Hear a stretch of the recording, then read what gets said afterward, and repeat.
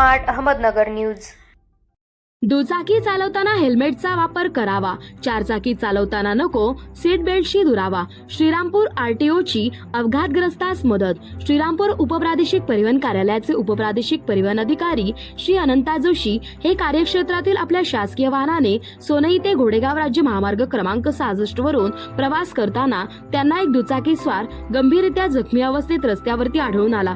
सदरील दुचाकी स्वाराच्या डोक्याला गंभीर इजा झाल्या कारणाने प्रचंड रक्तस्राव होत असल्याचे दिसून येताच डेप्युटी आरटीओ अनंता जोशी यांनी तात्काळ आपले वाहन थांबवून उपस्थित नागरिक व वाहन चालक श्री सावता कातकडे यांच्या मदतीने सदरील अपघातग्रस्तास आपल्या शासकीय वाहनात बसवून जवळील श्री शनेश्वर ग्रामीण रुग्णालय शनी शिंगणापूर या ठिकाणी उपचारासाठी दाखल केले। त्यामुळे अपघातग्रस्तास तातडीने मदत मिळून अपघातग्रस्तांचे प्राण वाचवण्यात बहुमूल्य मदत झाली।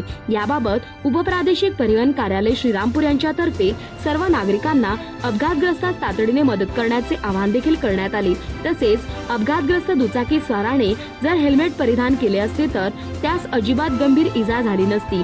याकरिता दुचाकी चालवताना हेल्मेटचा वापर केला गेलाच पाहिजे, असेच मागे एकदा डेप्युटी आरटीओ श्री अनंता जोशी हे आपल्या शासकीय वाहनाने नाशिकला महत्त्वाच्या मीटिंगला जात असताना लोणी नांदूर शिंगोटे रस्त्यावर लोणीच्या पुढे गोगलगाव परिसरात रस्त्याच्या कडेला दुचाकी स्वार दोघे अपघातात गंभीर जखमी झाले असल्याचे त्यांच्या निदर्शनास आल्याने त्या अपघातग्रस्तांना आपल्या शासकीय वाहनाचे वाहन चालक श्री सावता कातकडे यांच्या मदतीने तात्काळ आपल्या वाहनात बसवून लोणी येथील प्रवरा मेडिकल ट्रस्ट रुग्णालयात दाखल केल्याने त्या अपघातग्रस्तांना वेळेत औषधोपचार मिळाल्याने त्यांचे प्राण वाचवण्यात मोठी मदत झाली होती। अशाच प्रकारे सर्वच वाहन चालक तथा जनसामान्य नागरिकांनी अपघाताच्या अशा संकट समयी अपघातग्रस्तांच्या मदतीसाठी पुढे धावून आले पाहिजे, कारण अशा कटुप्रसंगी त्या अपघातग्रस्तांना आपल्या मदतीची नितांत आवश्यकता असते।